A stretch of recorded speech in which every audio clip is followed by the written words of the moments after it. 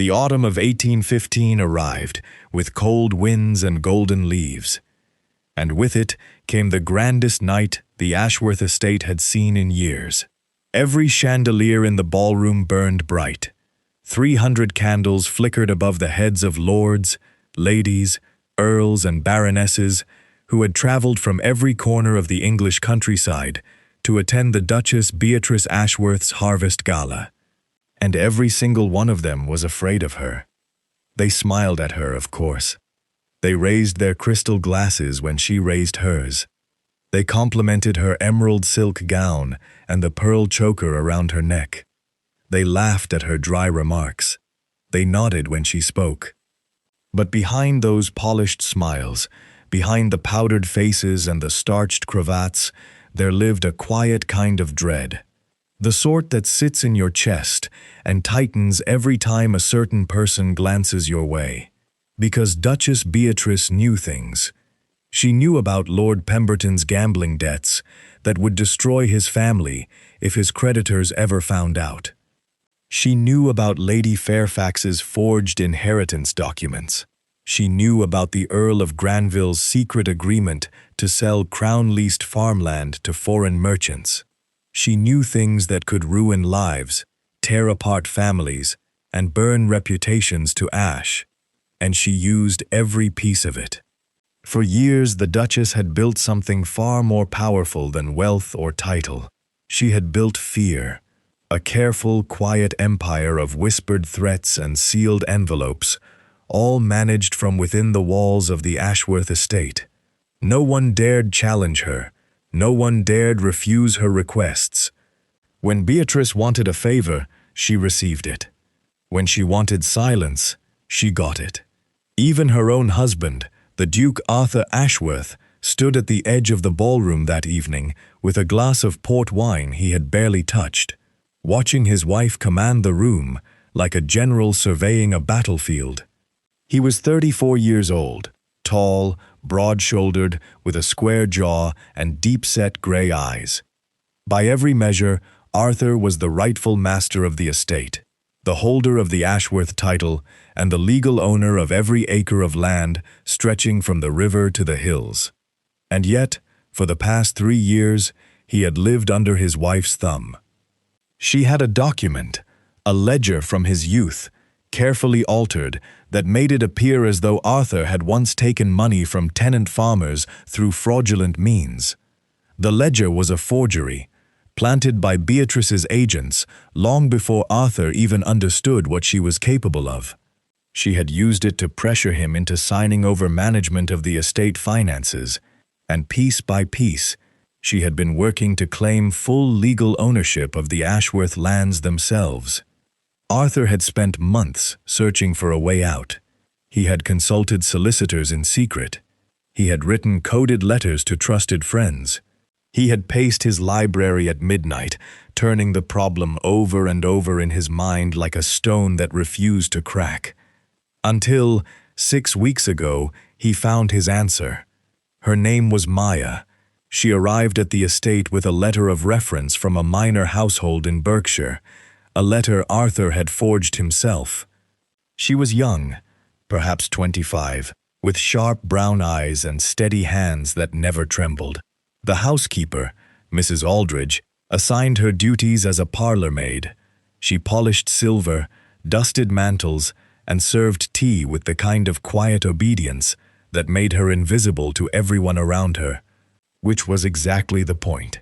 Because Maya was no maid, she was a thief, one of the finest in England. Arthur had found her through a chain of whispered contacts, a retired locksmith in Bristol who knew a fence in Bath, who knew a woman who could open any door, crack any safe, and vanish before dawn without leaving a trace. For 6 weeks, Maya had studied the household. She learned the routines of every servant, the patrol patterns of Beatrice's private guards, and the location of every locked drawer and hidden compartment in the estate. She mapped the hallways in her mind. She memorized which floorboards creaked and which doors had oiled hinges. And tonight, on the grandest night of the social season, with every important name in the county gathered under one roof. She made her move. The orchestra had just finished a waltz. Beatrice stood at the far end of the ballroom near the marble fireplace, her gloved hand resting on the mantel, speaking with the Countess of Drayton about next season's charitable subscription. The guests milled about, sipping champagne and claret, their voices blending into a warm hum of polite conversation. Then the doors to the parlor corridor swung open. Maya walked in. She had changed out of her maid's uniform. She wore a plain gray dress, simple, clean, and entirely unremarkable. But what drew every eye in the room was the stack of dark leather-bound letters she carried in both hands, pressed against her chest like a shield. The hum of conversation faltered. Heads turned. A few guests exchanged confused glances. Maya walked straight to the center of the ballroom floor, her shoes clicking against the polished wood. She stopped beneath the largest chandelier, where the light was brightest, and she opened the first letter. Her voice was clear and carried across the silent room. On the 14th of March, 1813, Duchess Beatrice Ashworth wrote to Lord Pemberton, and I read his own words back to him, demanding £600 in exchange for her continued silence regarding his outstanding debts to 3 London moneylenders. The room went cold. Lord Pemberton's face drained of color. His wife clutched his arm. Maya opened the second letter. On the 9th of June, 1814, the Duchess instructed her agent to deliver a sealed envelope to Lady Fairfax, threatening to expose certain irregularities in her late father's will, unless Lady Fairfax agreed to surrender her voting share in the county land trust. Lady Fairfax let out a sharp gasp. A glass shattered somewhere near the back of the room.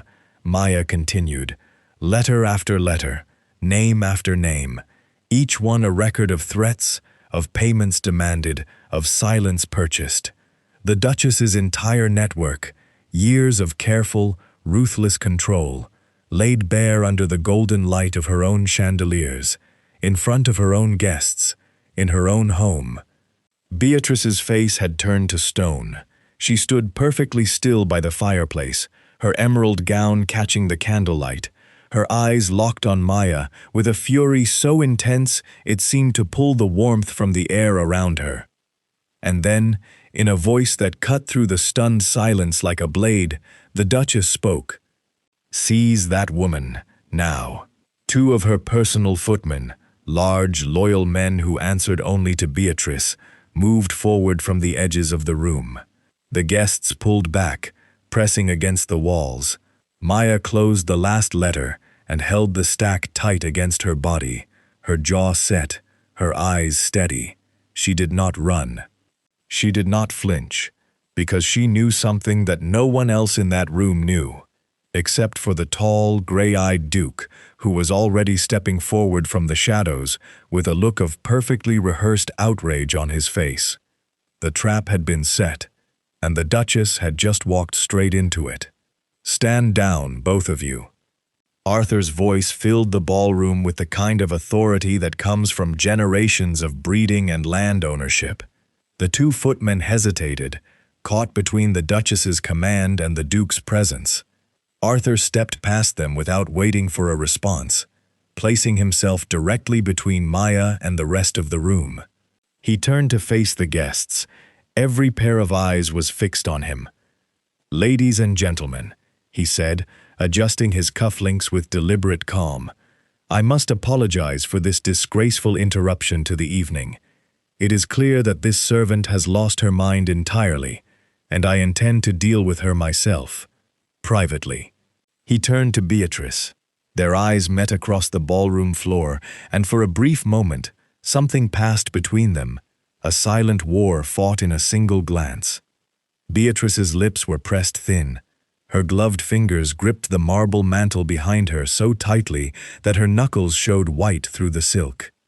Arthur, she said, her voice low and controlled, this girl has stolen private correspondence from my personal study. She should be handed to the constable at once, and she shall answer for it. Arthur replied smoothly. "But I will not have a common maid dragged through my ballroom in front of our guests like some village spectacle. I shall question her in the library, alone." The word alone landed heavily. Beatrice's eyes narrowed. She understood what Arthur was doing, removing Maya from her reach, but she could hardly argue against it without appearing to overrule her own husband in front of 300 aristocrats. That was a line even Beatrice would not cross in public. Her power depended on appearances, on the careful illusion that the Ashworth household was united and orderly. A public argument with the Duke would crack that illusion beyond repair, so she smiled, a thin, precise smile that reached nowhere near her eyes. "Very well, Arthur. Handle it as you see fit." Arthur gave a short bow, then gripped Maya firmly by the arm, for the benefit of anyone watching, and marched her out of the ballroom through the east corridor. Two of Arthur's own servants, men he had personally selected weeks ago for their discretion, fell into step behind them. The ballroom erupted into whispers the moment the doors closed. Arthur said nothing as they walked. His boots echoed against the stone floors of the corridor, past the portrait gallery where generations of Ashworth ancestors stared down from oil paintings in heavy gilt frames. Maya kept pace beside him, her expression calm, the stack of letters still pressed against her chest. They reached the library at the far end of the east wing. Arthur opened the heavy oak door, ushered Maya inside, and closed it behind them. He turned the iron key in the lock, then let out a long breath he seemed to have been holding for hours. The library was large and warm. A fire crackled in the stone hearth. Shelves lined every wall from floor to ceiling, filled with leather-bound volumes that smelled of old paper and pipe tobacco. A globe stood near the window, and a writing desk sat beneath a portrait of Arthur's late father. Arthur pulled the curtains shut and turned to face Maya. "You were magnificent," he said quietly. Maya set the letters down on the writing desk and flexed her fingers. "Your wife's footmen are faster than you told me. Another 2 seconds and they would have had me before you stepped in. I timed it perfectly." "You timed it close." Arthur allowed himself the smallest smile. He walked to a side cabinet, poured 2 glasses of brandy, and handed one to Maya. She took it, but did not drink. "The ballroom is done," Arthur said, leaning against the edge of the desk. Every guest in that room heard enough to shake their trust in Beatrice. "By morning, half the county will be talking about what happened tonight. Her grip on them is cracked." "Cracked," Maya repeated. "But the letters I read out there are copies. You know that. She will deny everything. She will claim I fabricated them, that I am a disgruntled servant with a grudge. Without the originals, without the master ledger, tonight means nothing in a court of law." Arthur nodded slowly, which is why tonight was only the first move. He reached into the inside pocket of his tailcoat and produced a small brass key. It was old, scratched along one edge, and slightly bent near the teeth. He held it up between his thumb and forefinger so it caught the firelight. "Do you know what this opens?" he asked. Maya studied it. "The vault." "The second lock," Arthur corrected. "The vault beneath the wine cellars has 2 locks. The first is a standard iron mechanism, heavy, but nothing you cannot manage with your tools. The second is a precision-fitted brass lock that my grandfather installed when he built the vault in 1782. There are only 2 keys in existence. Beatrice has one. This is the other." "Where did you get it?"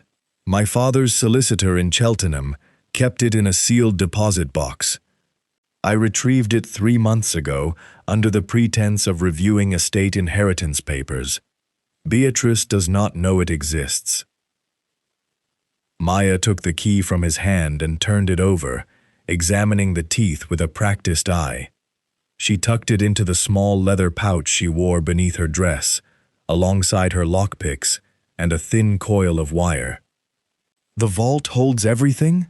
she asked. Everything. The master ledger with every name, every payment, every threat she has ever made.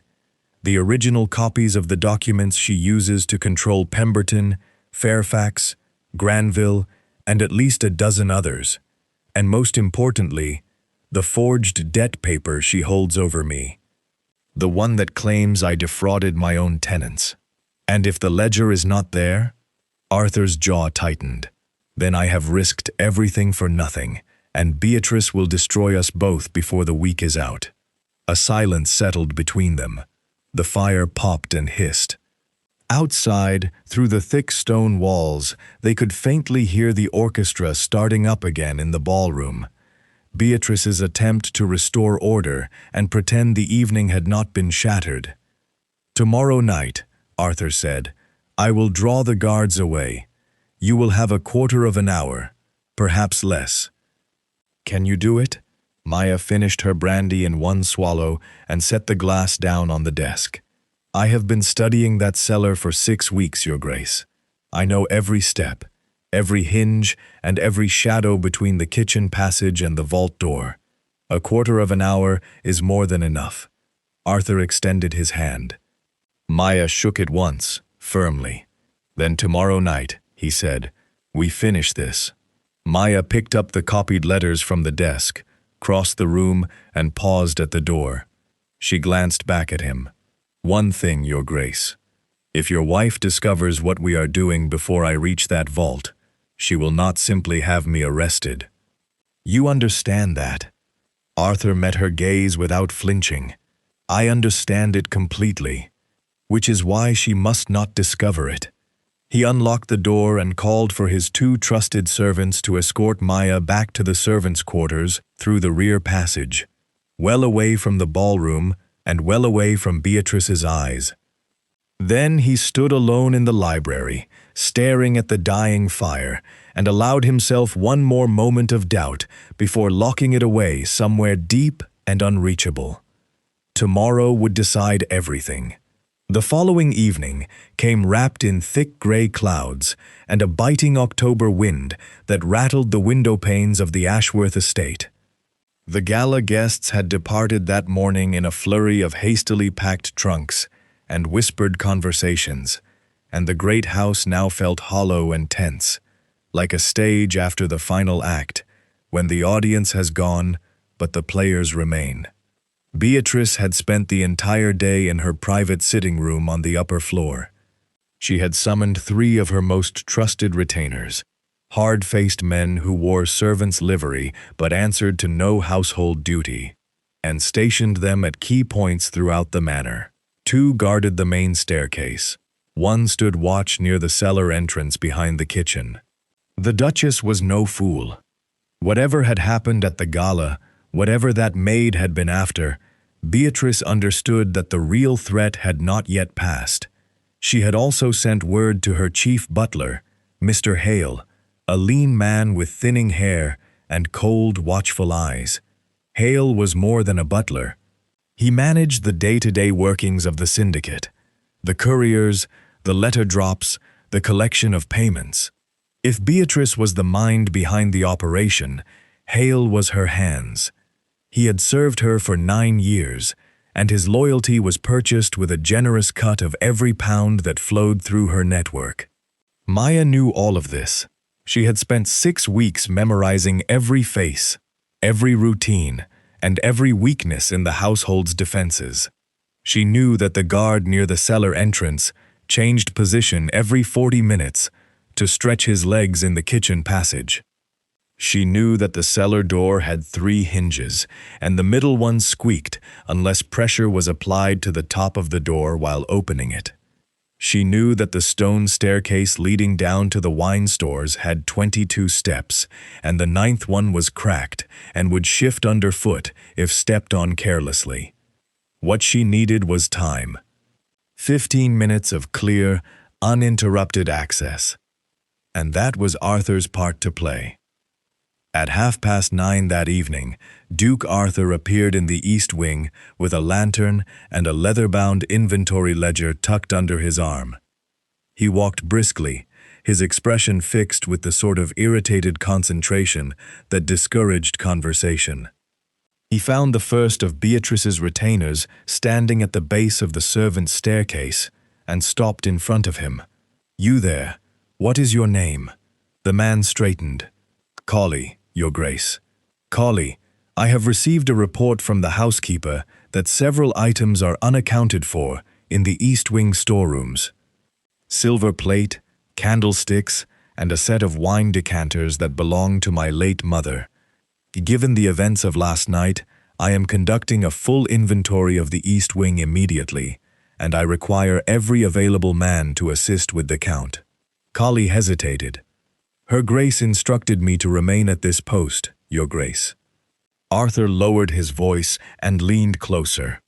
"And I am instructing you, as the master of this house and the legal holder of the Ashworth title, to accompany me to the East Wing. Unless you wish to explain to the county magistrate why valuable property has gone missing under your watch." The mention of a magistrate settled the matter. Colley followed. Arthur repeated this performance twice more, once with the guard on the main staircase and once with a footman stationed near the drawing room. Each time, he used the same story: missing valuables, a full audit, and the implied threat of legal consequences. Within 20 minutes, he had drawn every one of Beatrice's stationed men to the East Wing, where he kept them occupied counting silverware, checking linen cupboards, and cross-referencing items against his inventory ledger. The cellar entrance was unguarded. Maya moved at 10 minutes to the hour. She had changed into dark clothing, a plain wool dress the color of charcoal, with a fitted bodice that allowed free movement, and soft-soled shoes that made almost no sound on the stone floors. Her leather pouch hung at her waist, containing her lockpicks, a thin pry bar, a stub of beeswax candle, and the brass key Arthur had given her. She slipped through the kitchen passage while the cook and the scullery maid were occupied with the evening washing up, their backs turned, the clatter of pots and crockery masking any faint sound her footsteps might have made. She reached the cellar door, applied pressure to the top edge with one hand, and eased it open with the other. The middle hinge stayed silent. The staircase was pitch dark. Maya lit her beeswax candle and shielded the flame with her cupped hand as she descended. She counted each step: 1, 2, 3, skipping the 9th entirely with a long, careful stride. The wine cellar stretched out before her in long rows of oak racks, hundreds of bottles lying on their sides, their glass surfaces reflecting the tiny flicker of her candle. The air was cold and damp, and it smelled of earth and old wood. Maya moved past the racks to the far wall, where a second, narrower corridor led deeper into the foundation of the house. At the end of this corridor stood a heavy iron door, set flush into the stone wall and secured with 2 locks, one large, one small. Maya set her candle on a stone ledge and knelt before the first lock. It was a standard iron ward lock, solid and heavy, but old in design. She selected a tension wrench and a rake pick from her pouch and inserted them with the practiced ease of someone who had done this 1,000 times before. She worked by feel, her fingers reading the internal mechanism the way a musician reads notes. The lock turned in under 2 minutes. The second lock was the brass mechanism Arthur had described. Maya pulled the key from her pouch and slid it into the keyhole. It resisted for a moment. The mechanism was stiff from disuse, and then turned with a satisfying click that echoed down the corridor. She pulled the door open. The hinges groaned with the weight of the iron, and a rush of stale air hit her face. Inside the vault, the candlelight revealed a small stone chamber, perhaps 8 feet square, lined with wooden shelves. On those shelves sat stacks of sealed envelopes, rolled parchments tied with ribbon, and a collection of leather-bound folios arranged in neat order. And there, on the center shelf at eye level, sat a single large ledger bound in dark red leather with brass corner fittings. It was thick, perhaps 300 pages, and its spine was creased from frequent handling. The master ledger. Maya lifted it from the shelf and opened it to the first page. The handwriting was small and precise, Beatrice's own hand, and it listed names, dates, amounts, and descriptions of the materials held against each person. Page after page of carefully recorded misery. She tucked the ledger into the oilskin satchel she had strapped across her back, then swept her eyes across the remaining shelves. She found Arthur's forged debt paper in a sealed envelope marked with his initials and the Ashworth family crest. She added it to the satchel, along with a handful of other documents that Arthur had specifically described to her. Then she closed the vault, locked both mechanisms, and retraced her steps through the corridor, past the wine racks, and up the stone staircase. She skipped the 9th step again, eased the cellar door shut, and vanished into the servants' passage, like smoke pulled through a crack in a window. The entire operation had taken 11 minutes. When Arthur finally released Beatrice's retainers from the East Wing inventory, apologizing for the inconvenience and declaring that all items had been accounted for, Maya was already back in her narrow bed in the attic servants' quarters, lying still beneath her thin blanket with the oilskin satchel pressed flat against her stomach. She did not sleep. She lay in the darkness, listening to the old house settle and creak around her, counting the hours until she could leave. The hardest part was still ahead. Maya waited until the tall clock in the downstairs corridor struck 2:30 in the morning. The house had been quiet for over an hour. The last servant had gone to bed at midnight, and even Mrs. Aldridge, the housekeeper, who often stayed up late reviewing the next day's duties by candlelight, had finally retired. Maya rose from her bed without making a sound. She had not undressed. She still wore the dark wool dress and soft-soled shoes from earlier. The oilskin satchel was already strapped beneath a heavy woolen shawl she had borrowed from the laundry room 3 days ago, chosen because it was large enough to conceal the bulk of the ledger against her body. She crept along the attic corridor, past the closed doors of the other maids' rooms, and descended the back staircase that led to the ground floor. The route she had planned took her through the still room, past the boot room, and out through the side door that opened onto the stable yard. From there, the carriage house was a 30-yard walk across the cobblestones. Arthur had arranged everything.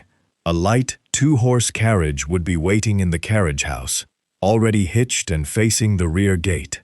The groom, a young man named Jennings, who owed Arthur a personal debt, had been instructed to prepare it after dark and then disappear to his quarters without speaking to anyone. Maya would drive the carriage herself, a skill she had acquired years ago during a job that required her to pose as a coachman's daughter in Surrey and take the back lanes toward the Whitmore Road, where she would meet Arthur the following day at a coaching inn called the Grey Heron. The plan was clean and simple. The kind of plan that worked precisely because it depended on very few people and very few moving parts. But plans, Maya had learned long ago, had a habit of meeting the world halfway. She reached the side door and lifted the iron latch with both hands, easing it upward to prevent the familiar click that echoed through the stone passage during the day. The night air hit her face, cold, sharp, carrying the smell of damp earth and dying leaves. She pulled the shawl tighter around her shoulders and stepped out onto the cobblestones. The stable yard was dark. A thin sliver of moon hung behind the clouds, offering just enough pale light to see the outline of the carriage house ahead.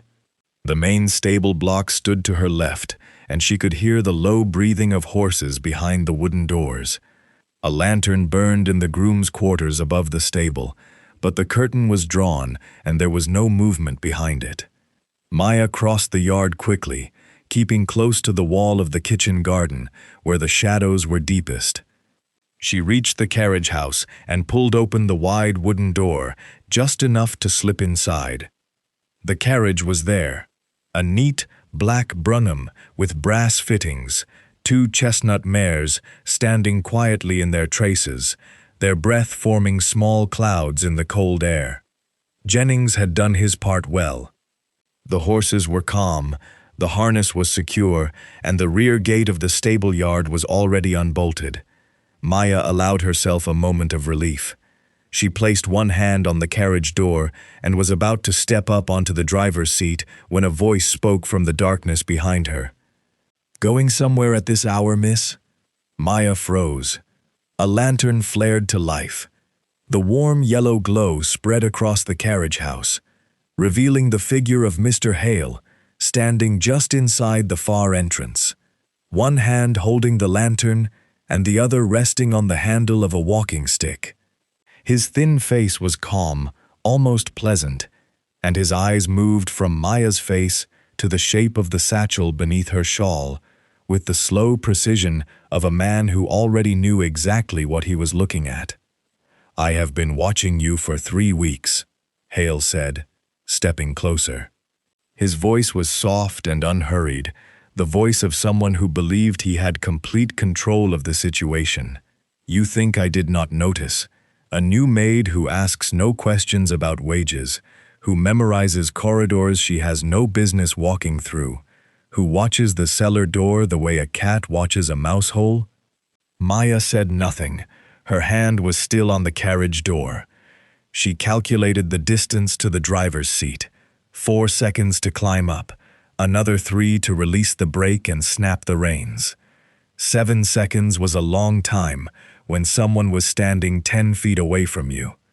"Her Grace suspected from the second night," Hale continued, "but she wanted to see who you were working for. And now I think we both know the answer to that question." He took another step forward and raised the walking stick, pointing it toward the satchel. "Hand it over, girl. Whatever you took from that vault, it goes back tonight. And in the morning, you will answer to Her Grace directly. I imagine she will have quite a few questions for you." Maya's fingers tightened around the edge of the carriage door. She was fast, and she knew she was fast, but Hale was close enough to reach her before she could get the horses moving, and if he raised an alarm, the retainers in the house would be on her within minutes. Then she heard it, the sound of hooves on cobblestone, approaching fast from the direction of the main drive. Hale heard it too. He turned his head toward the open rear gate of the stable yard, just as a tall figure on a dark bay horse rode through the entrance and pulled the animal to a sharp halt, the hooves skidding on the wet stones. Duke Arthur swung down from the saddle before the horse had fully stopped. He was dressed in riding clothes, a long dark coat, leather gloves, and tall boots splashed with mud. He had come from the East Road, where he had been waiting in case something went wrong. Something had gone wrong. Arthur walked into the carriage house and stopped when he saw Hale. His expression did not change. He looked at the butler the way a man looks at a locked door, something in his way that needed to be dealt with. "Your Grace," Hale began, straightening up. "This woman has stolen property belonging to Her Grace, and I am acting under the Duchess's authority to—" "You are acting under nothing," Arthur said. His voice was quiet and carried a weight that made the air in the carriage house feel suddenly smaller. "This is my estate. These are my stables. That is my carriage. And you, Hale, are my employee. Whatever arrangement you believe you have with my wife, it does not supersede the authority of the man whose name is on the deed of this land." Hale's composure cracked for the first time. A flicker of uncertainty crossed his face. "You are dismissed," Arthur said. "Effective this moment. You will collect your belongings from your quarters and leave the estate grounds before sunrise. If you are still here when the sun comes up, I will have the county sheriff remove you myself." Hale opened his mouth, then closed it. He looked at Maya, then back at Arthur, and something in the Duke's gray eyes told him that this was not a negotiation. Arthur meant every word, and he had the legal standing to enforce it. The butler lowered his walking stick. He set the lantern down on a barrel near the wall, and without another word, he turned and walked out of the carriage house into the darkness of the stable yard, his footsteps fading on the cobblestones until the night swallowed them entirely. Arthur turned to Maya. "Are you hurt?" "No." "The ledger." Maya pulled back the shawl to show the satchel. "Everything you asked for. The master ledger, your debt paper, and the sealed documents." Arthur exhaled and pressed his gloved hand briefly against his forehead. Then he stepped aside and gestured toward the carriage. "Go. Take the back lanes to the Whitmore Road. Do not stop for anyone, and do not use the main turnpike. I will meet you tomorrow at the Grey Heron before noon." Maya climbed onto the driver's seat, gathered the reins, and released the brake. The chestnut mares stirred, their ears flicking forward, ready to move. "Your Grace," Maya said, looking down at him from the seat. "Hale said your wife suspected me from the second night. That means she knows about you too." Arthur met her gaze steadily. "I know. That is why I am not going back inside tonight." He mounted his horse, gave Maya a single nod, and rode out through the rear gate into the darkness. Maya snapped the reins. The carriage rolled forward, wheels crunching over the cobblestones, and within moments, the Ashworth estate disappeared behind her into the black October night. The Grey Heron sat at the end of a narrow lane off the Whitmore Road, half hidden behind a row of old elm trees whose branches had grown so thick over the years that the building seemed to exist in permanent shade. It was a coaching inn of the quieter sort, the kind that served traveling merchants, minor clergy, and the occasional farmer heading to market with a cart full of wool. The kind of place where nobody asked your name and nobody remembered your face. Maya arrived just after dawn. The sky was the color of dull pewter, and a light drizzle had started falling somewhere around the 4th mile, turning the lane into soft mud that clung to the carriage wheels. She guided the chestnut mares around to the back of the inn, where a small stable yard offered cover from the road. A sleepy-eyed stable boy of about 14 appeared, rubbing his eyes, and Maya handed him a shilling to water and feed the horses without asking questions. Inside, the inn was warm and smelled of wood smoke and fried bread. A stout woman behind the bar, the innkeeper's wife, by the look of her flour-dusted apron, glanced up when Maya entered and then looked away again, already uninterested. Maya paid for a private room on the upper floor, ordered a pot of tea and cold beef, and carried the tray upstairs herself. The room was small and plain, a narrow bed with a wool blanket, a washstand with a chipped basin, a single chair, and a writing table pushed against the window. The window overlooked the stable yard and the lane beyond, which meant Maya could see anyone approaching from a quarter-mile away. She set the oilskin satchel on the table, sat in the chair, and ate the cold beef slowly, chewing each bite with the mechanical patience of someone who had learned long ago to eat when food was available, because you never knew when the next meal would come. Then she waited. Arthur arrived 3 hours later, just before 11. He came on foot, which surprised her. She spotted him from the window, walking up the lane from the south, wearing a long brown traveling coat she had never seen before, and a wide-brimmed hat pulled low over his face. He looked nothing like a duke. He looked like a tired country solicitor heading home after a long circuit. He had clearly thought about how to approach this. A man on a fine horse attracted attention. A man walking the back lanes in a plain coat did not. Maya heard him speak briefly to the woman downstairs. A low murmur, the clink of coins, and then his boots on the wooden stairs. She opened the door before he knocked. Arthur stepped inside, removed his hat, and hung it on the hook behind the door. His hair was damp from the drizzle, and there were dark circles beneath his eyes that had not been there 2 days ago. He had not slept. "Where is your horse?" Maya asked. "I left it at a farm 2 miles south. The farmer is a tenant of mine. Old family, trustworthy. He believes I am on a private hunting trip and will keep the horse fed and stabled until I send word." Arthur pulled the chair from the corner to the table and sat down heavily. "Were you followed?" "No. I took the back lanes as you instructed and crossed the river at the stone bridge near Hartley Mill. There was no one on the road at that hour." Arthur nodded. He looked at the satchel on the table, the way a drowning man looks at a rope thrown from shore. "Open it," he said. Maya unfastened the buckles and laid the satchel flat.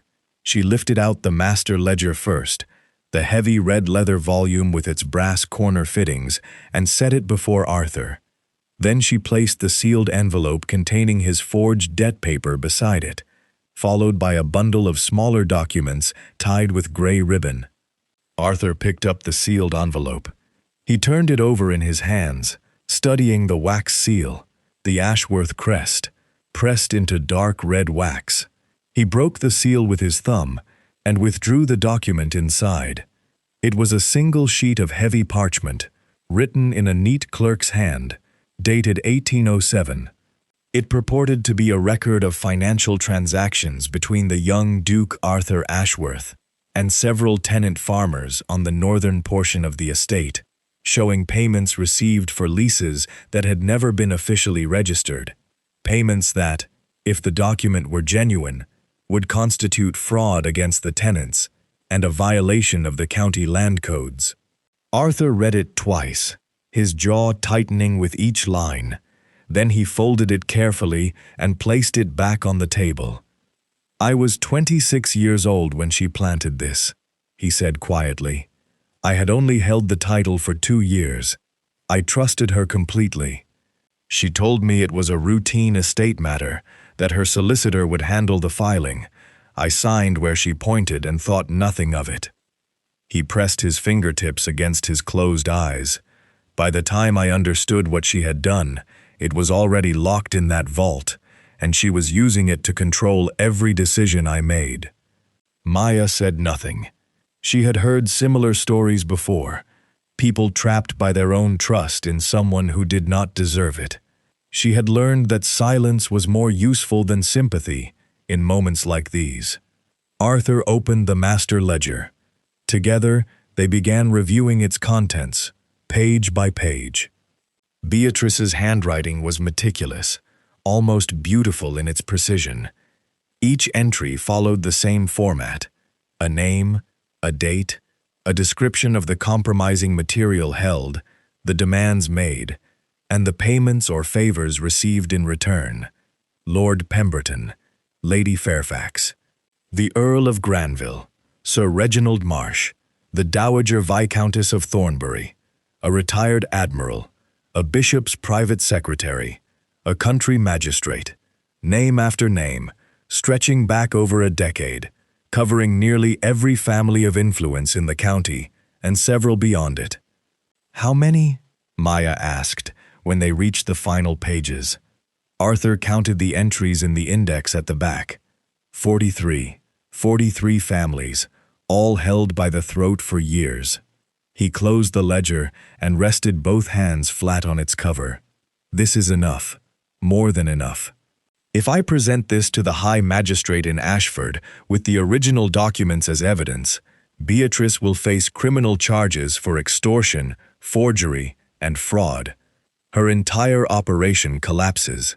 "Ashford is 3 days' ride from here," Maya said. "Perhaps 4, depending on the roads. Then we leave this afternoon." Arthur stood and walked to the window, looking out at the gray drizzle falling on the lane. "I have a trusted advisor, a magistrate named Whitfield, who holds a commission in the riverport town of Clybourne, half a day east of here. He has been a friend of my family for 20 years. We will go to him first. He can provide us with a letter of introduction to the High Magistrate and arrange safe passage on a packet boat upriver to Ashford. Maya began packing the documents back into the satchel, wrapping the ledger in the oilskin to protect it from the weather. She worked quickly and efficiently, her fingers moving with the same careful precision she applied to locks and hinges. "Do you trust this Whitfield?" she asked, without looking up. Arthur turned from the window. "With my life. He served with my father in the county commission for 15 years. He is the most honorable man I know."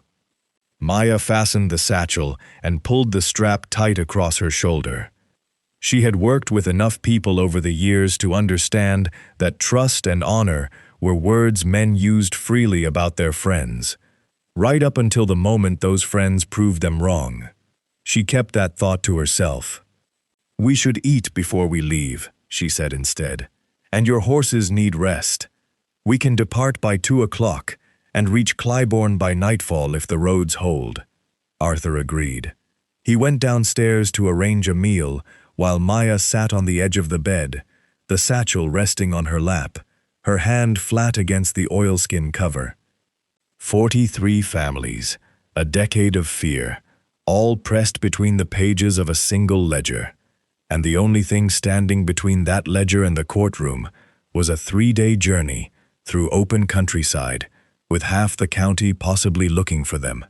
She closed her eyes for a moment and listened to the rain tapping against the window pane. It was going to be a long 3 days. They reached Clybourne just as the last light was draining from the sky. The river port was a modest town built along the northern bank of the River Ash, where the water widened enough to allow flat-bottomed packet boats and small cargo barges to navigate upstream toward the county seat at Ashford. The town smelled of fish, tar, and damp rope, and its streets were lined with warehouses, chandleries, and narrow public houses where rivermen drank cheap ale after long days on the water. Arthur had changed his appearance again. He wore a plain woolen jacket and a cloth cap borrowed from the farmer who had stabled his horse, and he carried himself with the slightly hunched posture of a man who worked with his hands rather than one who owned 6,000 acres. Maya walked beside him in her gray dress and shawl, the satchel hidden beneath the heavy wool. To anyone passing them on the street, they looked like a tradesman and his wife arriving for market day. They found Whitfield's office on a quiet street behind the customs house. It occupied the ground floor of a brick building with a brass plate on the door that read, J. Whitfield, Esquire, Commissioner of the Peace. The windows were dark, but a faint glow came from somewhere at the back. Arthur knocked twice. A clerk with ink-stained fingers opened the door, studied them with mild suspicion, and disappeared into the back room. A moment later, Magistrate Whitfield himself appeared. A broad man of about 60, with white side whiskers and a ruddy complexion that spoke of a fondness for claret. He wore a velvet housecoat and carried a pipe that had gone out in his hand. "Arthur?" Whitfield said, squinting into the dim street. "Good heavens, man! Is that you? James? May we come in?" Whitfield glanced at Maya, then back at Arthur, and stepped aside without further question. He led them through the front office, a cluttered room stacked with legal papers and bound case records, into a small private parlor at the rear, where a fire was burning low and a half-eaten supper of cold game pie sat on the table. Arthur wasted no time. He told Whitfield everything: the syndicate, the blackmail, the vault, the ledger. He spoke quickly and precisely, laying out the facts the way a man presents evidence before a judge, because that was exactly what he intended to do. Maya stood near the door and watched Whitfield's face as Arthur spoke. The magistrate listened with his pipe clenched between his teeth, his brow furrowed, nodding occasionally. When Arthur finished, Whitfield leaned back in his chair and let out a long, slow breath. "This is extraordinary," he said. "Truly extraordinary. And you have the original ledger? In her own hand?" "Every page," Arthur said. 43 names, 10 years of records, along with the forged debt paper she used against me. Whitfield shook his head slowly, as though struggling to absorb the scale of it. You will need the High Magistrate's authority for an arrest warrant of this magnitude. Sir Edmund Hale, no relation to your butler, I trust, sits at the county court in Ashford. I know him well. I can write you a letter of introduction tonight. I was hoping you could do more than that, Arthur said. I need passage upriver, a packet boat to Ashford, departing tomorrow morning. Something quiet, something that will not attract attention.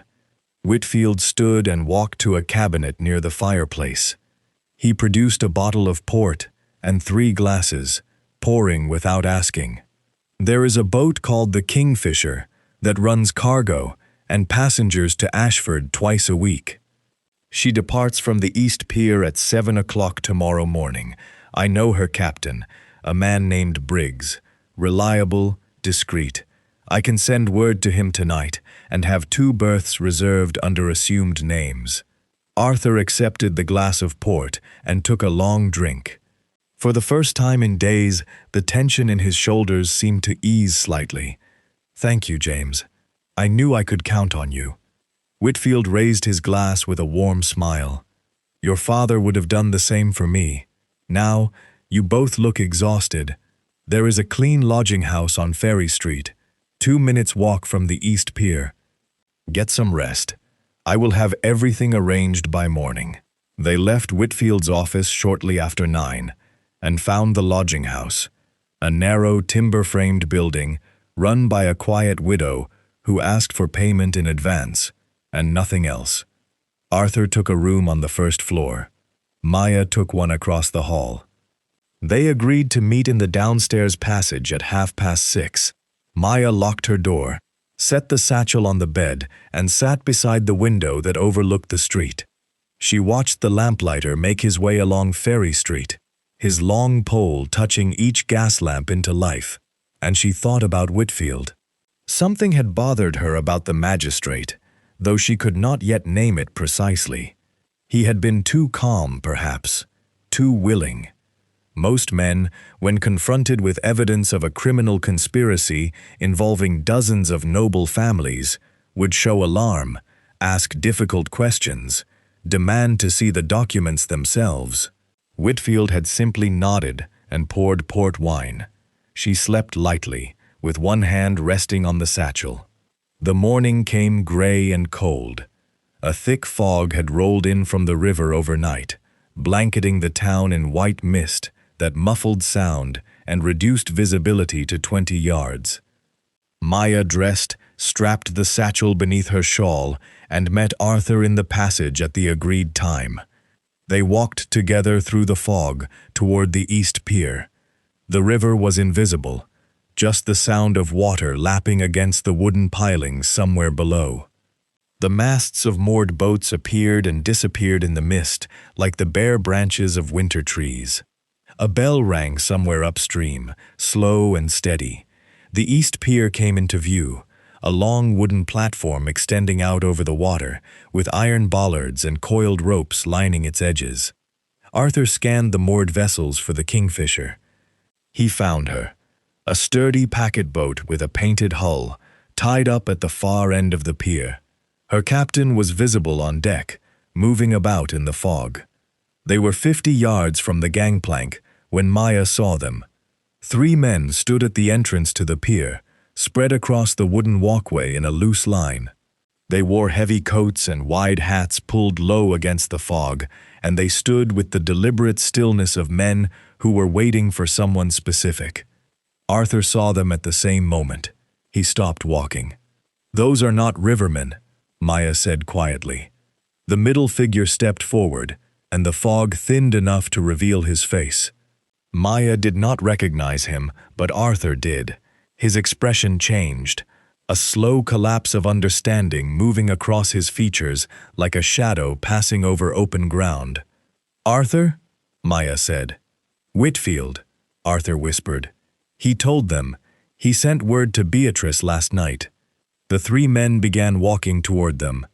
Behind them, 2 more figures appeared from behind a stack of cargo crates near the pier entrance, cutting off the path back to the street. Arthur grabbed Maya's arm and pulled her sideways, off the main walkway and onto the narrow service path that ran along the waterfront between the warehouses.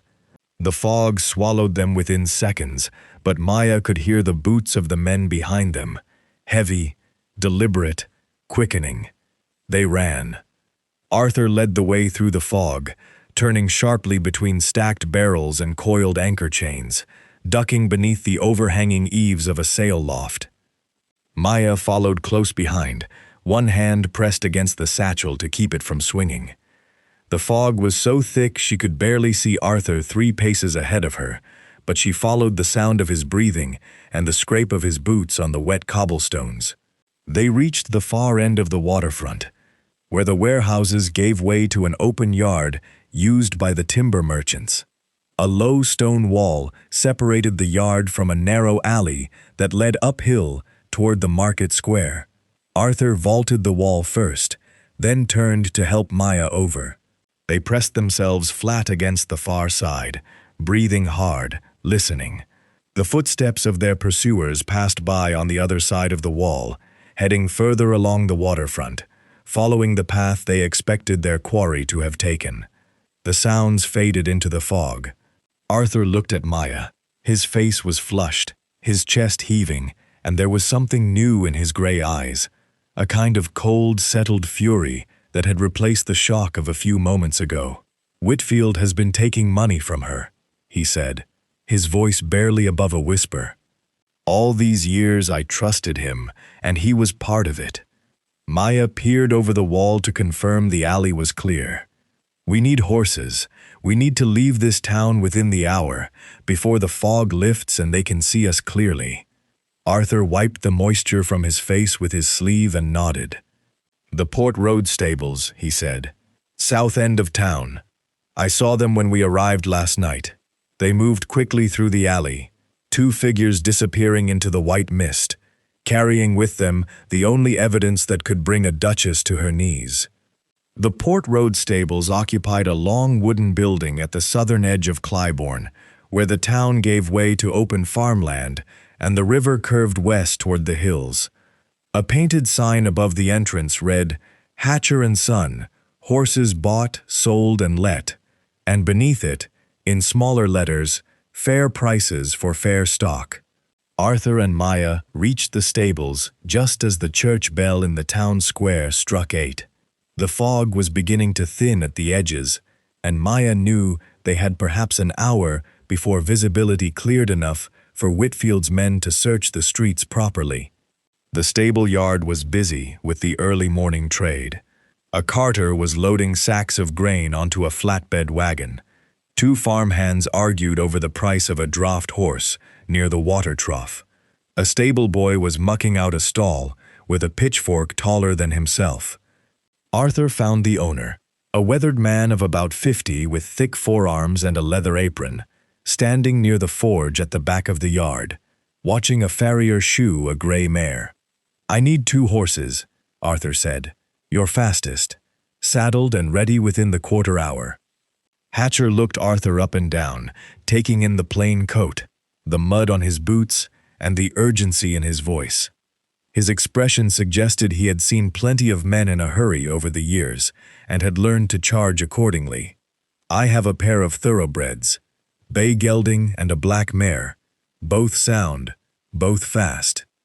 12 guineas each." It was nearly double the fair price. Arthur did not argue. He reached into his coat and produced a leather purse, counting out 24 guineas in gold onto the forge ledge, without hesitation. Hatcher's eyebrows rose slightly, and he called for the stable boy to bring the horses out. While the horses were being saddled, Arthur drew Maya aside to the far corner of the yard, where they could speak without being overheard. "Whitfield will have sent riders along the main Ashford Road by now," Arthur said, keeping his voice low. "That is the obvious route, and he knows I know it. He will also have men watching the river in case we try to hire another boat. We cannot go east. Then which way? Maya asked. Arthur picked up a stick from the ground and sketched a rough map in the dirt between their feet. The main Ashford Road follows the river valley, flat, open, well-traveled. Every coaching inn and toll gate along that road will have a description of us by midday. Whitfield will make certain of it. He drew a second line, curving north from Clybourne, before turning east again. There is another route, the old forest trails through the boundary woods. They run north of the valley, through thick woodland and rough ground.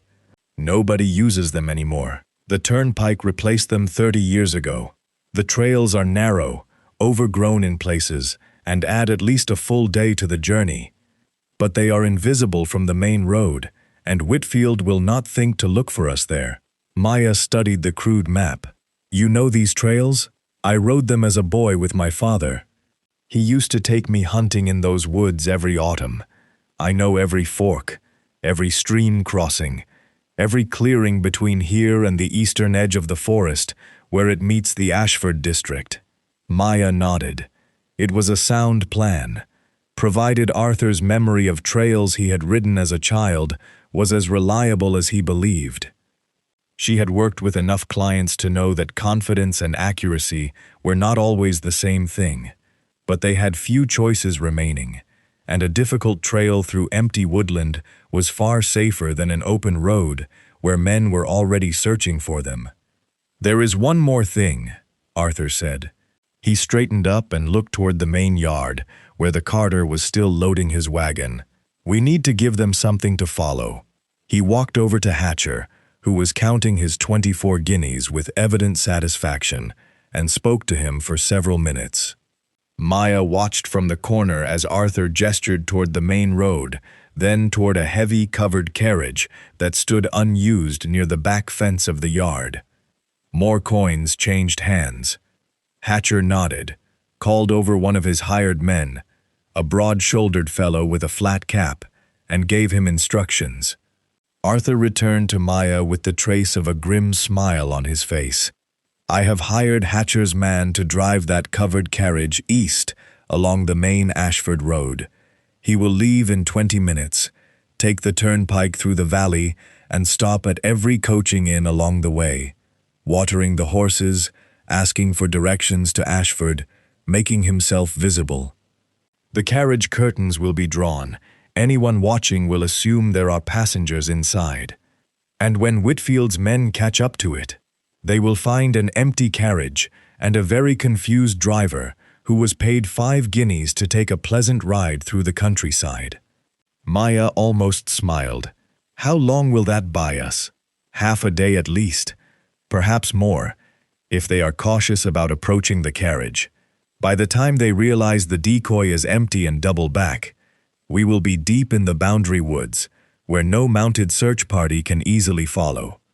The stable boy brought out the 2 thoroughbreds, a tall bay gelding with a white blaze on his forehead and a sleek black mare with intelligent, watchful eyes. Both animals were well-muscled and alert, stamping their hooves on the cobblestones with the restless energy of horses bred for speed. Arthur checked the saddle girths himself, tightening the straps with practiced hands. Maya secured the oilskin satchel across her back, adjusting the strap so the weight of the ledger sat firmly between her shoulder blades rather than swinging at her side. They mounted and rode out through the rear gate of the stable yard, turning north along a rutted cart track that led away from the town and toward the dark line of woodland visible on the horizon. Behind them, the fog over Clybourne was lifting, and the first pale rays of autumn sunlight were breaking through the clouds. 20 minutes later, they heard the distant sound of the decoy carriage rattling onto the main Ashford Road, its iron-rimmed wheels grinding against the packed gravel of the turnpike. It was heading east, moving at a steady pace, drawing every watching eye in that direction. Arthur and Maya rode north. The cart track narrowed as the farmland gave way to rough pasture, and the rough pasture gave way to bracken and gorse, and the first scattered birch trees at the edge of the boundary woods. The air changed. It grew cooler, damper, and carried the rich scent of decaying leaves and wet bark. The canopy closed overhead, and the sounds of the open country faded behind them, replaced by birdsong and the soft rustle of wind through the branches. Arthur guided his horse onto a trail so narrow that the bracken brushed against their stirrups on either side. The path wound between ancient oaks and tall beeches whose trunks were thick with moss, their roots spreading across the trail like the fingers of buried hands. "Stay close," Arthur said over his shoulder. "The trail forks in about 2 miles. The left fork leads to a dead end at the old quarry. We take the right." Maya urged the black mare forward until she was riding just behind Arthur's bay gelding, close enough to follow his path, exactly through the undergrowth. The forest swallowed them whole. 2 riders, 2 horses, and a leather satchel carrying the ruin of a duchess, disappearing into the ancient woods, like figures from a half-remembered tale.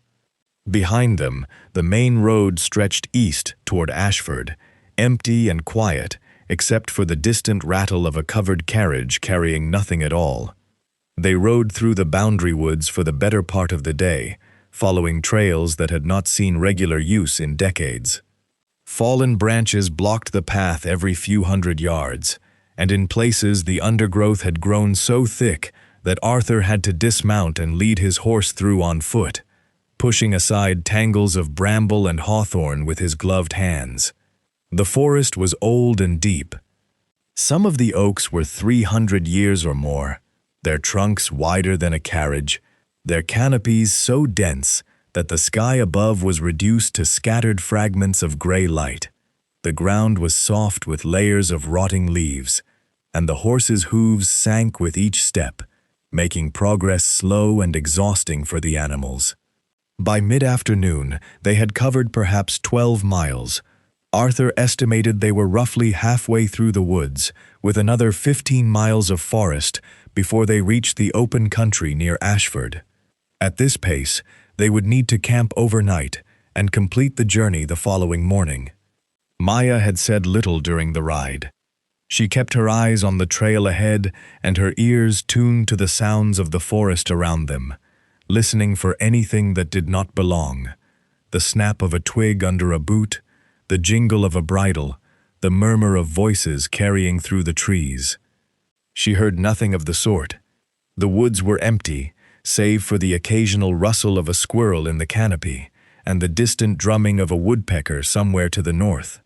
They stopped at a stream crossing to water the horses. The stream was narrow and shallow, running clear over a bed of smooth brown stones, and both animals drank deeply, while Arthur stretched his legs and studied the sky through a gap in the canopy. "Rain is coming," he said. "Those clouds to the west are the heavy kind. We will have it by evening." Maya knelt beside the stream and refilled the leather water flask she had taken from the coaching inn. "How much further to the edge of the forest?" "If we keep a steady pace, we should reach the eastern boundary by tomorrow morning. There is a clearing about 4 miles ahead, where my father and I used to make camp during our hunting trips. We can shelter there for the night." They mounted again and pressed on. The trail climbed gradually as the terrain rose toward the higher ground at the center of the woods, and the trees changed from oak and beech to thinner birch and ash, their white trunks standing out against the darkening sky like pale columns. It happened at the top of the rise. Arthur's bay gelding stumbled on a root hidden beneath the leaf cover, and Arthur pulled the animal up sharply. The horse favored its front left leg, stepping gingerly. Arthur dismounted and lifted the hoof. The shoe was gone. It had caught on the root and torn free, taking a small piece of the hoof wall with it. The horse could still walk, but riding it over rough ground was out of the question. Every step on the unshod hoof would drive stones and debris into the exposed sole, and within a mile, the animal would be lame. Arthur set the hoof down gently and straightened up. He stood there for a long moment, one hand resting on the horse's neck, staring at the trail ahead, with the expression of a man doing arithmetic he did not like. "We walk from here," he said. "Both of us? You ride. I will lead the gelding on foot. We can tie his reins to your saddle and keep both horses moving together." Maya shook her head. "If I ride and you walk, you will slow us down and exhaust yourself before nightfall. We walk together. Both horses follow unburdened. We will move faster that way." Arthur looked as though he wanted to argue, but the logic was plain enough. They unsaddled both horses, keeping only the bridles for leading, and redistributed the essential items. Arthur carried the water flask and a wool blanket rolled tight across his shoulder. Maya kept the oilskin satchel strapped across her back. They walked. The first drops of rain began falling an hour later. Fat, heavy drops that struck the leaf canopy above with a sound like pebbles thrown against stretched canvas. Within minutes, the drops became a downpour. The sky darkened to the color of wet slate, and the rain came down in sheets that found every gap in the canopy and turned the forest floor into a sliding mess of mud and sodden leaves. Arthur had been right about the clouds. This was a proper autumn storm, the kind that settled in and stayed for hours. The temperature dropped sharply, and Maya could see her own breath misting in the cold air as she walked. Water ran down her face and soaked through her shawl within the first quarter hour. The horses plodded behind them with their heads low, their coats darkening with rain. Maya's first thought was the satchel. The ledger and the documents inside were written on parchment and paper, materials that would turn to pulp if exposed to this kind of sustained moisture. The oilskin wrap Arthur had provided at the coaching inn was good, but it had not been designed for a storm of this strength. She stopped walking and pulled the satchel around to her front. She opened it quickly, sheltering the contents with her body, and checked the oilskin wrap. It was holding, but water was beginning to seep along the seams where the folds overlapped. "Give me the blanket," she said to Arthur. He handed it over without question. Maya pulled the oilskin-wrapped bundle from the satchel, folded the wool blanket around it twice, and then packed it back into the satchel, with the blanket acting as a second barrier against the rain. The wool would absorb moisture before it reached the oilskin, buying them time. She fastened the buckles tight and pressed the satchel against her chest, hunching her shoulders over it to shield it further. They pressed on through the storm. The trail became treacherous. Mud slid beneath their feet, and twice Maya had to grab hold of a tree trunk to stop herself from losing her footing on the steep sections. Arthur walked ahead, testing the ground with each step, finding the firmest path through the mire. His boots were caked with mud up to the ankles, and his coat hung heavy with water, but he moved with the dogged steadiness of a man who had decided that stopping was something that simply would not happen. The clearing Arthur had remembered appeared just as the last traces of daylight were fading from the sky. It was a small open space between the trees, perhaps 30 yards across, with a ring of old firestones at its center, and the remains of a rough lean-to shelter built against the trunk of a massive fallen oak. The shelter was half collapsed. Years of weather had rotted the crossbeams, but the fallen oak itself provided a natural windbreak, and the ground beneath it was relatively dry where the trunk had kept the rain from reaching the earth. They tied the horses to a birch tree at the edge of the clearing and crawled beneath the fallen oak. There was just enough space for both of them to sit upright with their backs against the trunk, sheltered from the worst of the rain. Building a fire was impossible. Everything was soaked. They sat in the darkness, wet and cold, listening to the storm rage through the canopy above them. Arthur offered Maya a piece of hard cheese and dry biscuit he had stored inside his coat pocket, wrapped in a handkerchief that had kept them mostly dry. They ate in silence. Maya checked the satchel again. She unwrapped the blanket and felt the oilskin beneath. It was damp on the outside, but firm and sealed. She opened one corner and touched the edge of the ledger's leather cover. Dry. The documents were safe. She wrapped everything back up, buckled the satchel, and held it against her chest. "We move at first light," Arthur said. His voice was hoarse from the cold. "The eastern edge of the forest is no more than 6 or 7 miles. Once we clear the trees, we will be in the Ashford district. The High Magistrate's estate is 2 miles beyond that." Maya leaned her head back against the rough bark of the fallen oak and closed her eyes.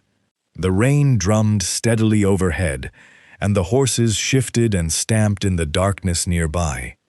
Tomorrow would bring them to the end of the forest, and to the one man who had the authority to finish what they had started. She held the satchel tighter and let the sound of the rain carry her into a thin, restless sleep. Dawn broke gray and still.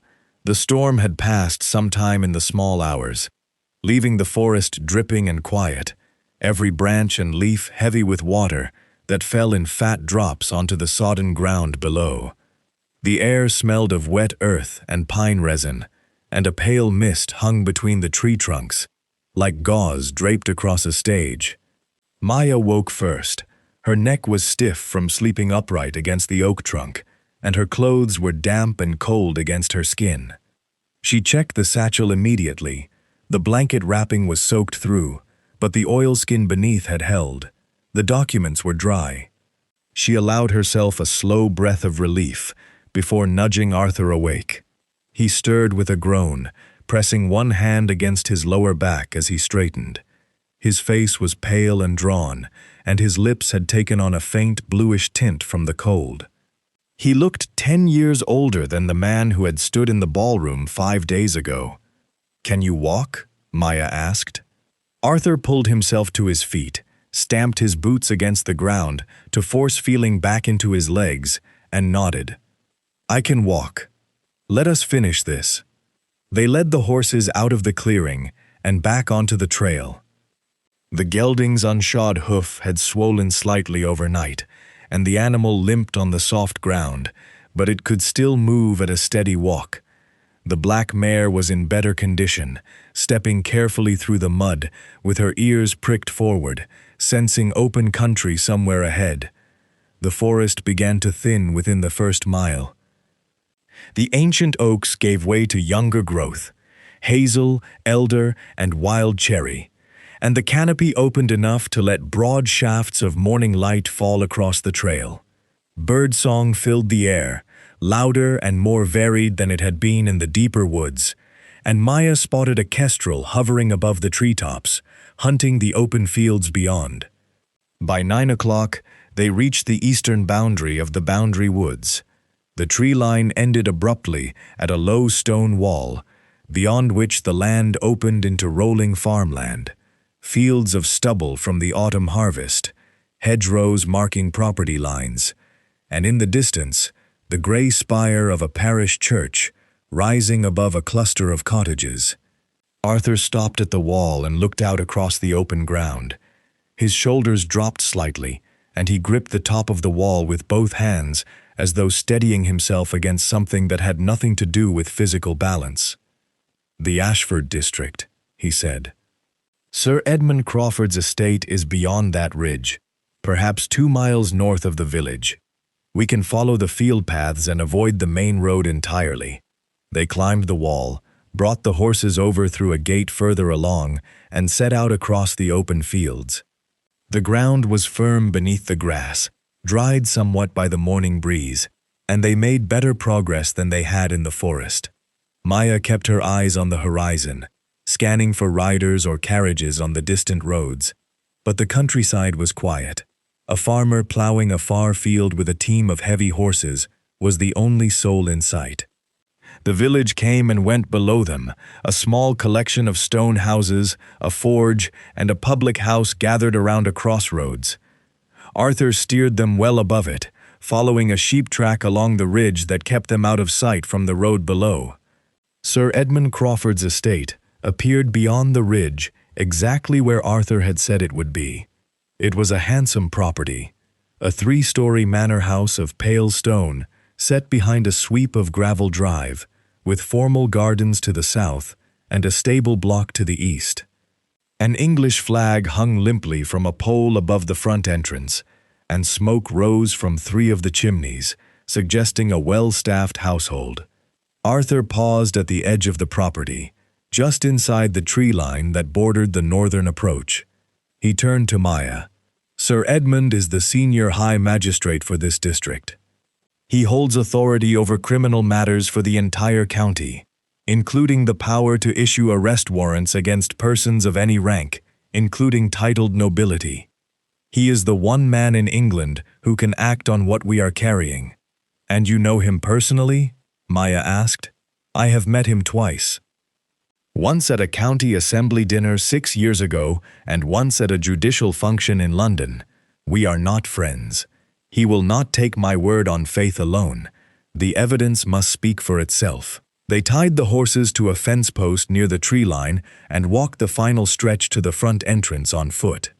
Arthur straightened his mud-stained coat as best he could, ran his fingers through his damp hair, and assumed an expression that carried the quiet authority of a man who held a hereditary peerage, regardless of how he happened to look at that particular moment. He knocked on the front door with the brass knocker. 3 firm strikes. A footman in dark green livery opened the door and looked at them with barely concealed disapproval. Arthur reached into his breast pocket and produced a folded document bearing the Ashworth family seal, his certificate of peerage, which he had carried with him since leaving the estate. "I am the Duke of Ashworth," he said. "I require an immediate audience with Sir Edmund Crawford on a matter of criminal urgency. You will present my credentials to your master and inform him that I will wait in his entrance hall until he receives me. The matter does not permit delay." The footman examined the seal, glanced again at Arthur's appearance, and decided that the document outranked the mud. He admitted them to the entrance hall, a large, tiled space with a curved staircase and a marble bust of some former Crawford ancestor, and disappeared through a door at the far end. They waited 7 minutes. Maya counted each one. The door opened again, and Sir Edmund Crawford entered the hall. He was a tall, lean man of about 65, with sharp cheekbones and steel-colored hair combed severely back from a high forehead.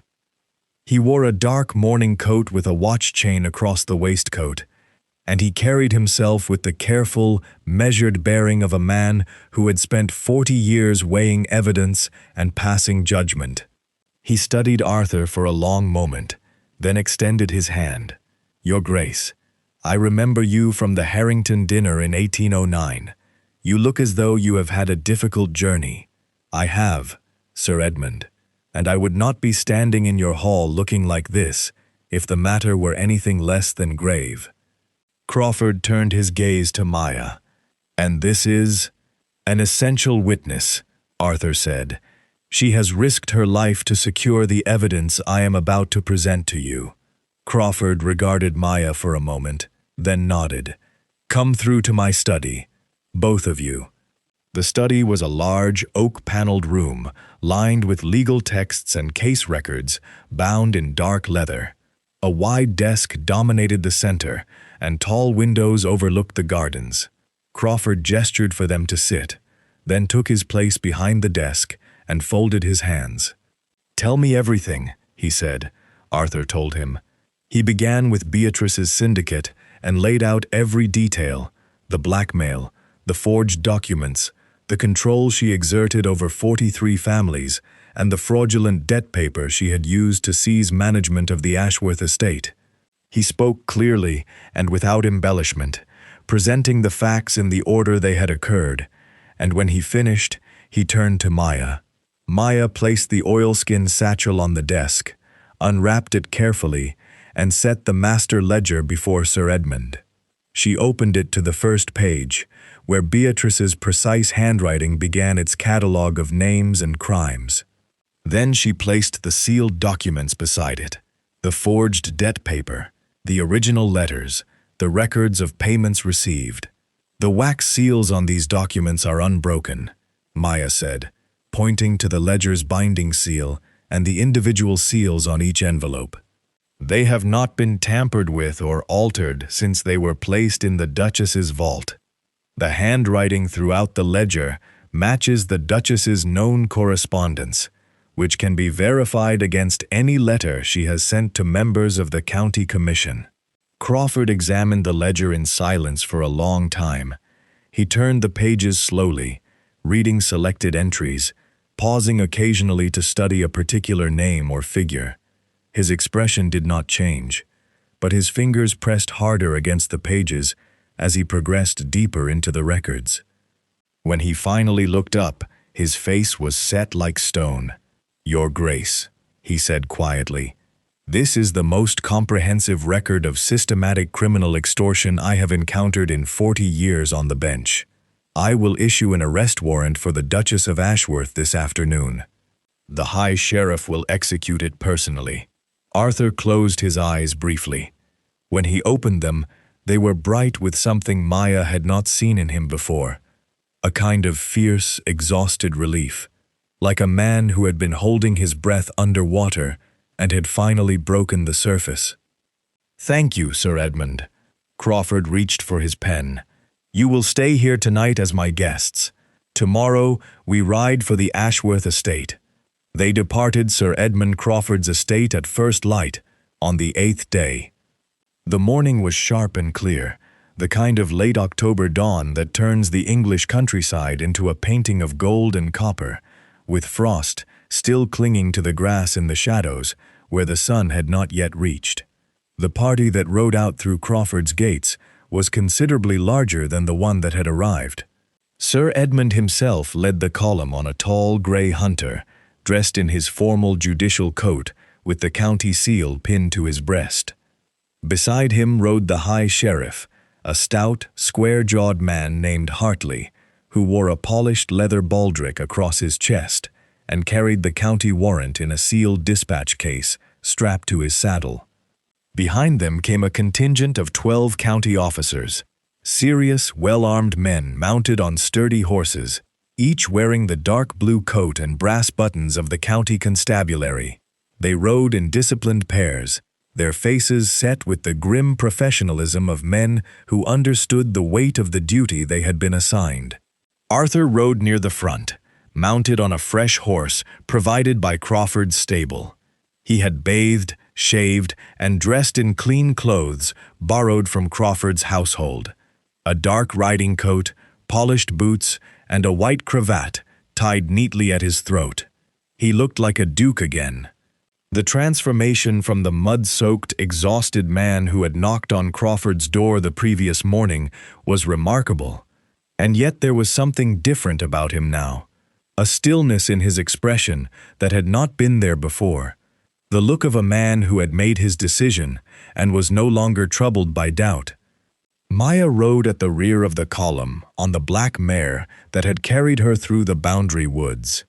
She had been given a clean dress and a warm traveling cloak by Crawford's housekeeper, and the oilskin satchel containing the ledger was now secured in the sheriff's dispatch case alongside the arrest warrant. The evidence was no longer her burden to carry. Her part in this was nearly finished.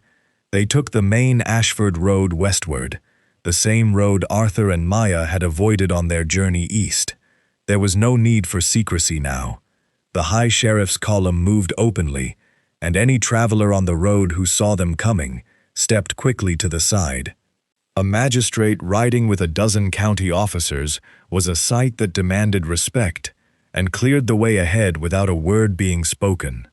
The journey took the full day. They passed through 2 market towns and several villages, stopping once at a coaching inn to water the horses and take a quick meal of bread, cold mutton, and ale.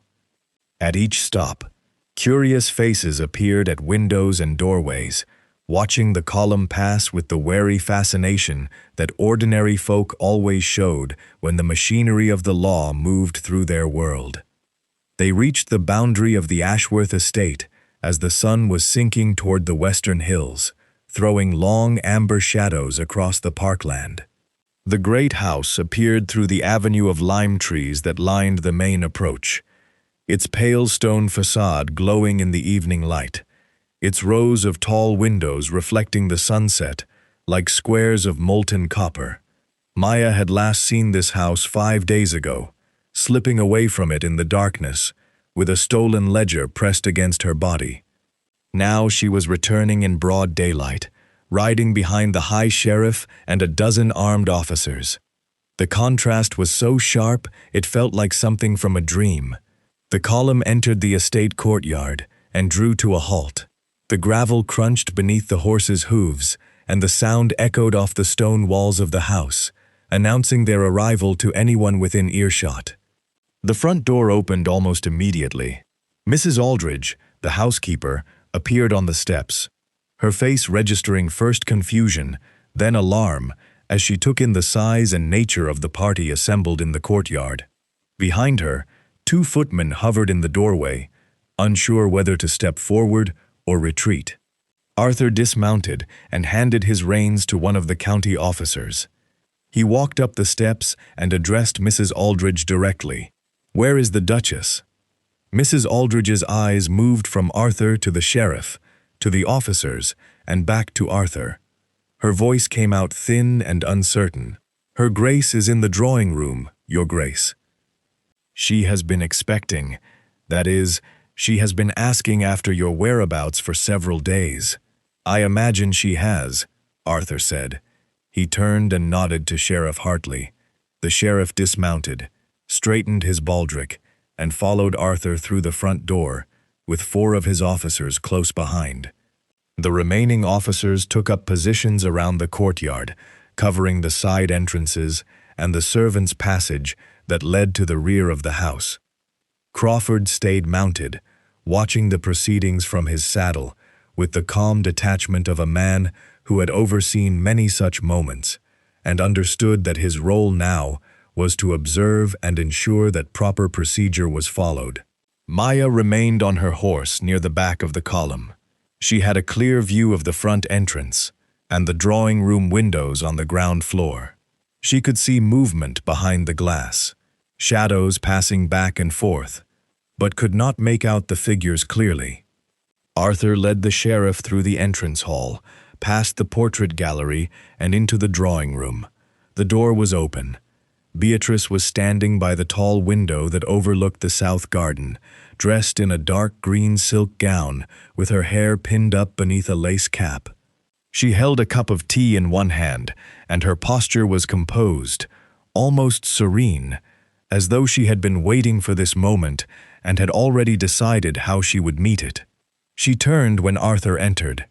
Her eyes passed over him, registered the sheriff and the officers behind him, and returned to Arthur's face. "So," she said, "you actually did it." There was no fear in her voice, no surprise, just a cold, steady recognition of the situation, delivered with the same controlled precision that had made her the most feared woman in the county for over a decade. Arthur stopped in the center of the room. He did not sit. He did not raise his voice. "Beatrice, the High Sheriff of the county is here to execute an arrest warrant issued by Sir Edmund Crawford, High Magistrate of the Ashford District. You are charged with criminal extortion, forgery, and fraud. The warrant authorizes your immediate arrest and the seizure of all documents and materials related to these charges." Sheriff Hartley stepped forward, opened his dispatch case, and presented the warrant, a heavy parchment sheet bearing Crawford's signature, the county seal, and a red wax impression of the judicial crest. He held it before Beatrice so she could read it clearly. Beatrice did not look at the warrant. She kept her eyes fixed on Arthur. "You hired a thief," she said quietly. "You brought a common criminal into our home and used her to rob your own wife. And you believe the courts will see you as the righteous party in this?" "I believe the courts will see 43 families who have lived under your threats for 10 years, Arthur replied. "I believe they will see a forged document you used to steal control of my estate." And I believe they will see a ledger in your own handwriting that records every payment you extorted and every life you held captive." Something shifted in Beatrice's expression then, a fracture in the composure, thin as a hairline crack in porcelain, visible for only a moment before she sealed it over again. She set her teacup down on the side table with deliberate care. "I want to speak with my solicitor." "That is your right," Sheriff Hartley said, "and it will be arranged once you are in the sheriff's custody. Your Grace, I must ask you to accompany me." Two officers moved to either side of the drawing-room door. Beatrice looked at them, then back at Arthur. For a long moment, neither of them spoke. The room was silent, except for the ticking of the mantel clock and the distant sound of horses stamping in the courtyard. Then Beatrice walked forward, past Arthur, past the sheriff, and through the doorway, with her head held high and her back perfectly straight. She did not look at anyone as she crossed the entrance hall and descended the front steps into the courtyard, where a closed carriage had been brought around by one of the officers. She climbed into the carriage without assistance, settled herself on the bench seat, and folded her hands in her lap. The door was closed. The driver took up the reins. Maya watched from her horse as the carriage rolled out of the courtyard and down the lime tree avenue, carrying the Duchess away from the estate she had ruled through fear for so many years. The sound of the wheels on the gravel grew fainter and fainter until it disappeared entirely, swallowed by the evening air. Arthur stood on the front steps of his own house, watching the carriage until it was out of sight. Then he turned and looked back through the open doorway of the home that was, at last, entirely his own. 2 days passed before the assembly was called. Arthur spent those days quietly, moving through the rooms of the Ashworth estate like a man relearning the shape of his own home.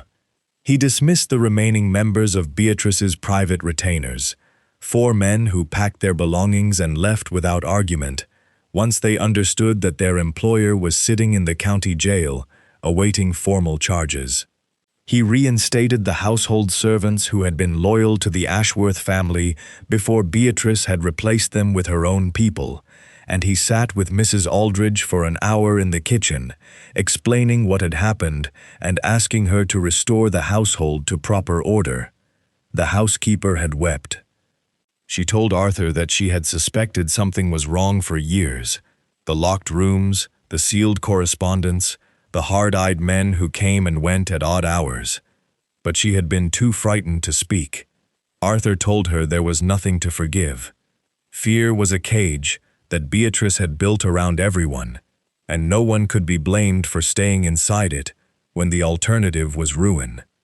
On the morning of the 10th day, Arthur dressed in his finest clothes, a dark blue tailcoat with silver buttons, a cream silk waistcoat, polished black boots, and a white cravat pinned with the Ashworth family brooch, a small gold shield bearing the family crest that had been passed from father to son for 6 generations.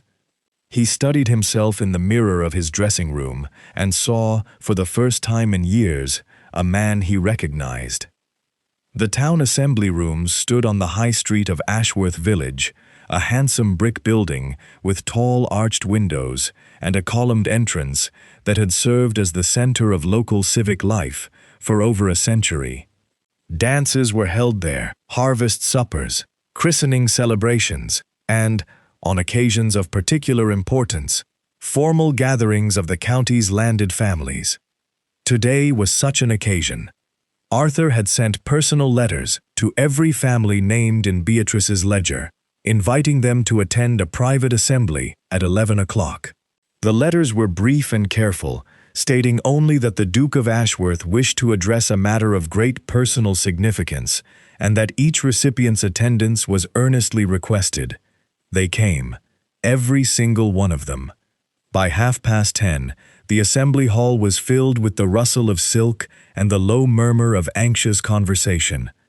Lord Pemberton stood near the back with his wife, his face drawn and watchful. Lady Fairfax sat in the second row, twisting a handkerchief between her fingers. The Earl of Granville had positioned himself near the door, as though keeping open the option of a swift departure. Sir Reginald Marsh, the Dowager Viscountess of Thornbury, the retired Admiral, the Bishop's secretary. They were all there, 43 families, represented by faces that carried the same mixture of hope and dread. They knew, of course. Word had already spread through the county like fire through dry grass. The Duchess had been arrested. The Duke had returned with the High Sheriff. Something extraordinary had happened, and they had all been summoned to learn what it meant for them. Sir Edmund Crawford was present as well, seated in a wooden chair near the front of the hall in his judicial coat, his presence lending the weight of legal authority to whatever was about to take place. At precisely 11 o'clock, Arthur entered the hall through the side door. He carried a leather case in one hand, and he walked to the raised platform at the front of the room with measured, unhurried steps. He set the case on the table, turned to face the assembled families, and waited until the room fell completely silent. "Thank you for coming," he began. His voice was steady and carried to every corner of the hall. "I will not waste your time with long speeches. You have all suffered enough at the hands of my household, and you deserve plain truth, plainly spoken." He opened the leather case. Inside, arranged in neat order, were dozens of sealed documents, letters and certificates, each one labeled with a name and tied with a ribbon. For the past decade, my wife, the Duchess Beatrice Ashworth, operated a criminal syndicate from within our estate. She collected private information about your families, your debts, your legal arrangements, your personal matters, and she used that information to control you. She demanded payments, favors, and silence, and she kept detailed records of every transaction in a master ledger that is now in the custody of Sir Edmund Crawford and the county court. A ripple of murmurs passed through the hall. Arthur waited for it to subside. "I stand before you today to tell you that the syndicate is finished. The Duchess has been arrested and will face criminal charges. The master ledger has been surrendered to the court as evidence, and every original document that was held against you, every letter, every forged paper, every private record that was stolen or obtained through coercion, is here in this case."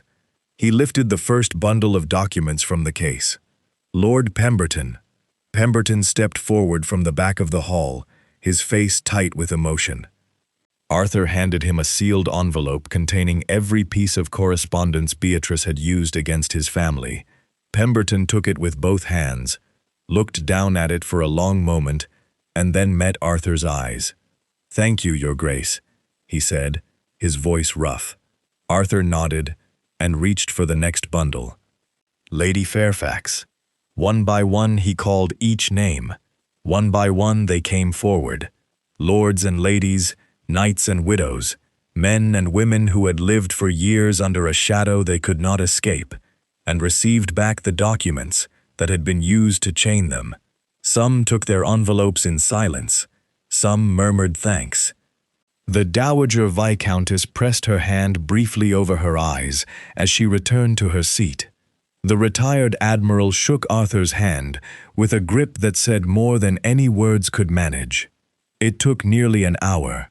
When the last envelope had been returned, Arthur closed the empty leather case and addressed the room once more.